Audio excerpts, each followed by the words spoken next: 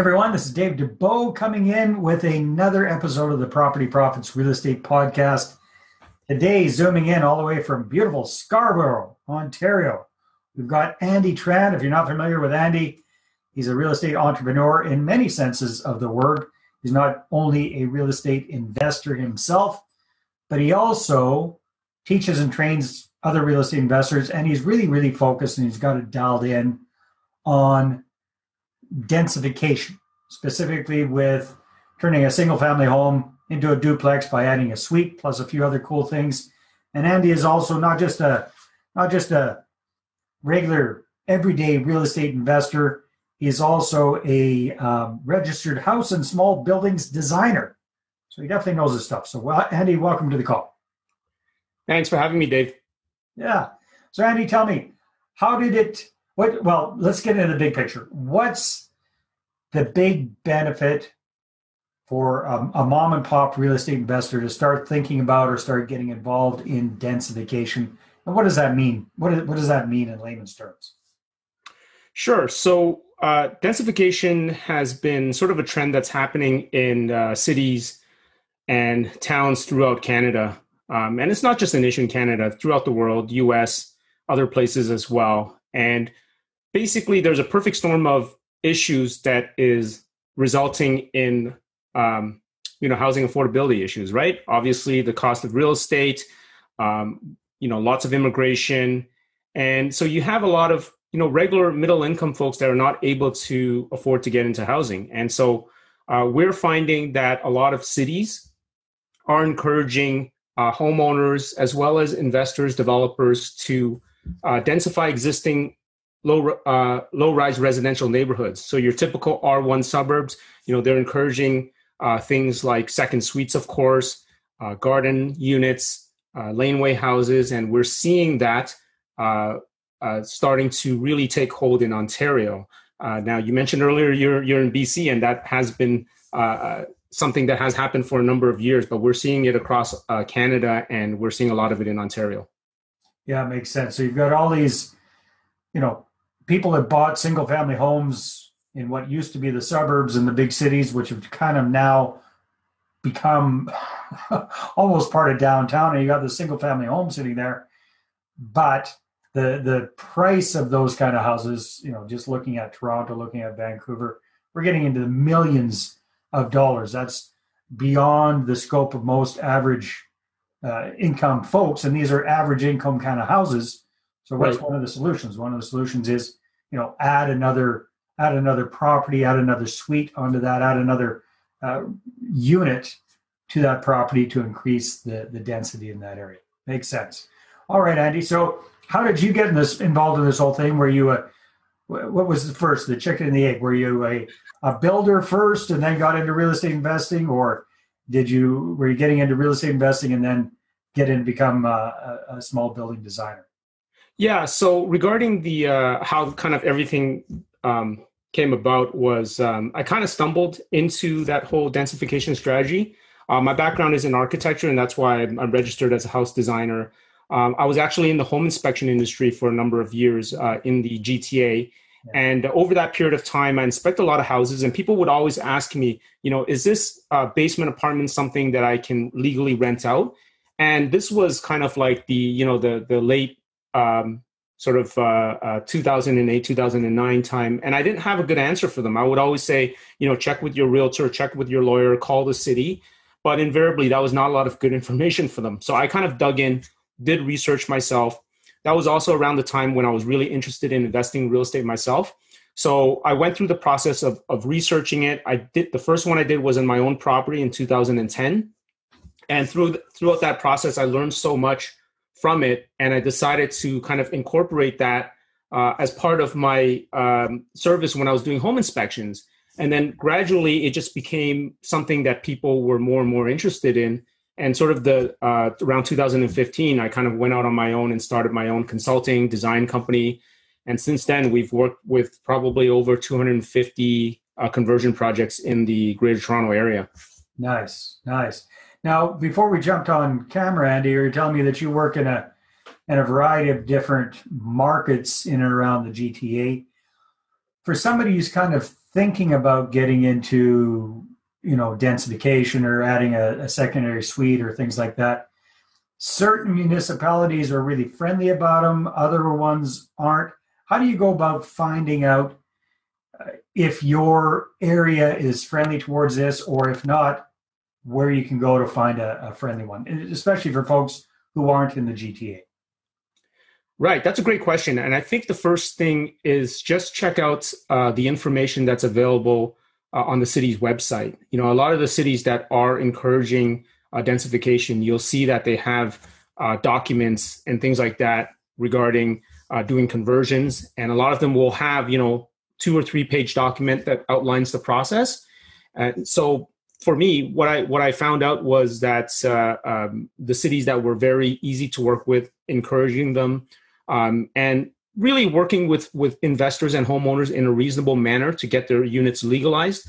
They were the ones where you can go to the website, or when you give them a call, they will give you a good answer. And you're absolutely right. There are some cities where they're not really keen on this, and a lot of them are kind of complying with the provincial mandates begrudgingly, but it's not something that is really kind of a top priority for them. So I do encourage people to kind of look into the cities and find out which ones. Obviously, look at your own, properties first, right? Your own principal residence. If you have an existing portfolio, see what you can do there. And if not, I would say, yeah, look at a municipality where it is more friendly towards that type of project. So Andy, talk to us a little bit about legal versus illegal suites, conforming versus non-conforming suites, whatever the language is. Different places have different language for that. Pros and cons to each. I imagine from your background and what you're teaching and training everybody, the focus is on legal or conforming suites, but there are a lot of people out there that have kind of non-conforming suites. What's your take on that?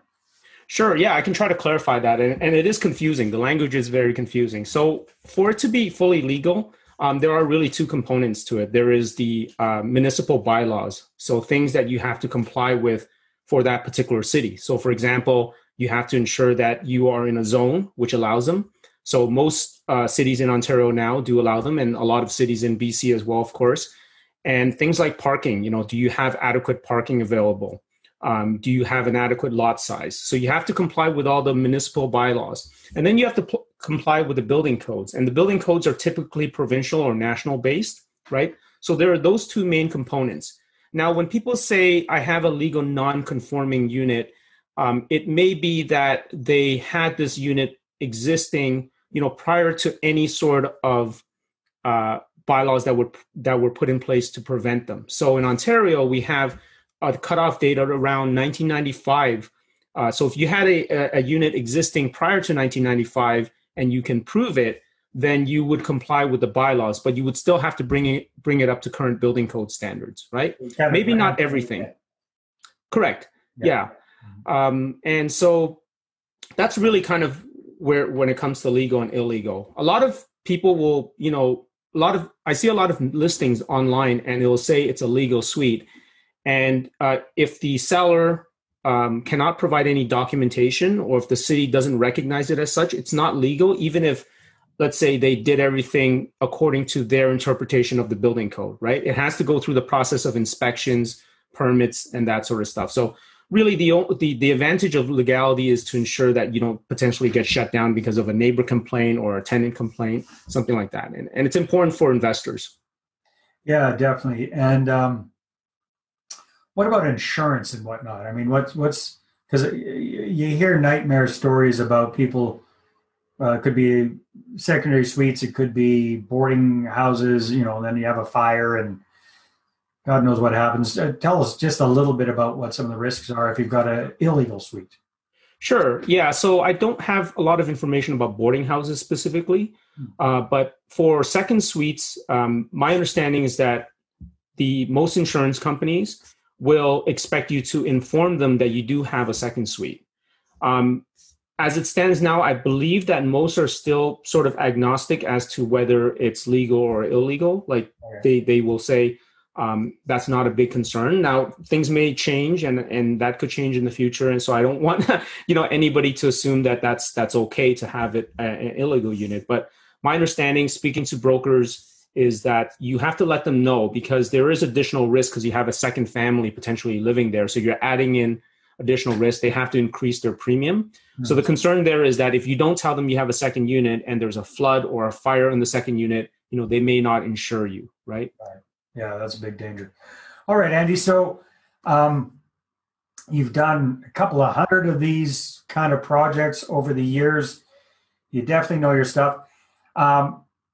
Roughly, and we won't hold you to this, but ballpark figure, if I bought a single family house in the kind of area that you're in, and it was set up that I could put in a secondary suite, typically to put in a legal or a conforming secondary suite, what are we approximately looking at for a cost for doing that property, give or take? Sure. Yeah, I'm always cautious about answering that, but people always ask, and so I prepared for it, right?